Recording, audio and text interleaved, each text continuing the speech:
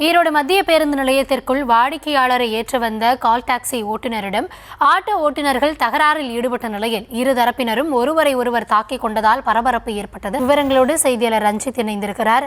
ரஞ்சித், வணக்கம். என்ன நடந்தது? முழுமையான விவரங்களை வழங்கலாம். அதாவது ஈரோடு மத்திய பேருந்து நிலையத்தில் மினி பேருந்து நிறுத்தம் அருகே ஆட்டோ நிறுத்தம் இருக்கிறது. இதில் 100க்கும் மேற்பட்டோர் உறுப்பினர்களாக இருந்து ஆட்டோ ஓட்டி தொழில் செய்து வருகிறார்கள்.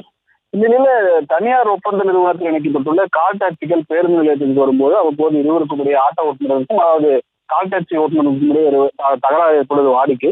அந்த வகையில் தான் இன்றைக்கும் அதே போன்று கால் டாக்சி ஓட்டுநர் ஒருவர் பயணியை இருக்கை விடுவதற்காக பேருந்து நிலையத்திற்கு வந்திருக்கிறார். அப்போது அங்கிருந்த ஆட்டோ ஓட்டுநர்கள் சிலர் கால் டாக்சி ஓட்டுநரை சிறைப்பிடித்து எதற்காக பேருந்து நிலையத்திற்குள் வருகிறார் என கேட்டு தகராறில் ஈடுபட்டிருக்கிறார்கள்.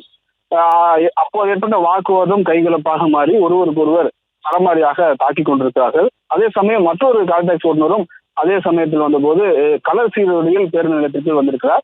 அவர் தன்னுடைய உறவுக்காரரை இறக்கிவிட வந்தபோது அவரையும் சிறைப்பிடித்து ஆட்டோ ஓட்டுநர்கள் வாக்குவாதத்தில் ஈடுபட்டார்கள். உடனடியாக பேருந்து நிலையத்தில் இருக்கக்கூடிய காவல்துறையினர் தகராறில் ஈடுபட்ட இடத்தில் வந்து பேச்சுவார்த்தையில் ஈடுபட்ட நிலையில் தகராறுக்கு காரணமானவரை அங்கிருந்து அப்புறப்படுத்தி விசாரித்து வருகிறார்கள். பேருந்து நிலையத்திற்குள் இரு தரப்பினருக்குள்ளும் ஏற்பட்ட தகராறு அந்த பகுதியில் ஒரு பரபரப்பை ஏற்படுத்தியிருக்கிறது. விவரங்களுக்கு நன்றி ரஞ்சித்.